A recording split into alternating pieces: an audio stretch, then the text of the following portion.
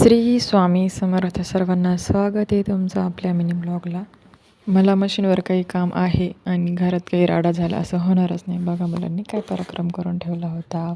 त्याचं झालं असं, आमच्या पत्नीला शाळेमध्ये रांगोळीची स्पर्धा होती, तर ती गेली होती रांगोळी घेऊन. मग तिने ह्या पिशवीत घेऊन गेलेली होती. मग येताना तिने असा लोचा झाला तो थोडासा.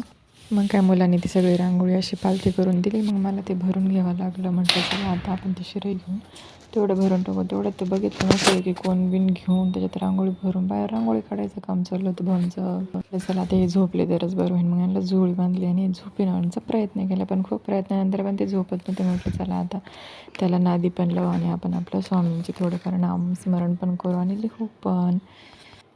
तर तुम्ही पण असं नामस्मरण करता का? करत जा प्लीज, कृपा करून करत जा. ह्या नामस्मरणाचा खूप फायदा आहे. नामस्मरण लिहून आणि वाचणे यात खूप म्हणजे मनन पण होतं आणि डोक्यात, मनात, तोंडात सगळीकडं हे नाम जेव्हा आपण घेतो ना त्याचा खूप फायदा होतो. खूप फायदे आहे याच्यावाले. तुम्ही नक्की करा. असं करत नसाल तर खरंच खूप छान आहे. खरंच करत जा प्लीज. तर त्याच्यानंतर माझं हे लिहून झालं होतं आणि त्याच्यानंतर मला जायचं होतं गोठ्यात. हा बघा आहे आमचा असा पूर्ण गोठा. एकीकडं गाय आहे आणि एकीकडे 2-4 शेळ्या आणि बकऱ्या आमचे मोकळेच असतात आणि इकडं कोंबड्या आहेत. त्या कोंबड्यांना वाटलं होतं आता कधी मला सोडते. त्यांचा सोडायचा टाईम झालेला होता. मग म्हटलं चला त्यांना सोडून दिलं. जरा फक्त वळत होते. त्याच्यात 2च कोंबड्या आहे आणि 4 कोंबडी आहे.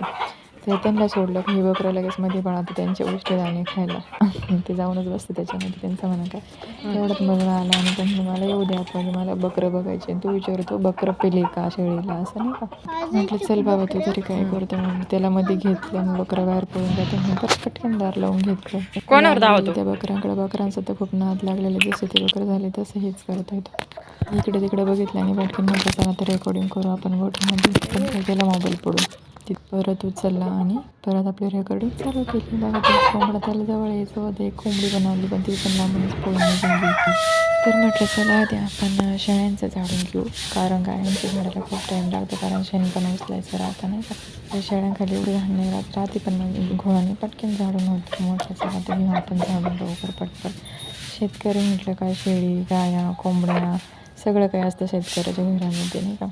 फोटोमध्ये यायचं सुद्धा आलाच. बघा कसं निघून गेला परत. मला शेतीतले काही एवढं काही काम राहत नाही, त्याच्यामुळे आम्ही घरच्यातलंच म्हणजे जास्त कामं करत असतो आणि शेती पण थोडी मापातच असल्यामुळे आम्ही घरी थोडेफार गाया वगैरे काय केलेलं आहे. 2च गाया आणि 1 वासरू आहे त्यांचं आणि 2-4 शेळ्या आत्ताच झालेल्या आहेत आम्हाला. असं आमचं डेली रुटीन असतं. सकाळी उठल्यानंतर परत एकदा शेणखूर राहतो आणि दुपारी एकदा शेणखूर राहतो. सकाळी परत चहा पाणी वगैरे झाल्यावर गायांना चारा पाणी पण करायचा असतो. दूध वगैरे दूध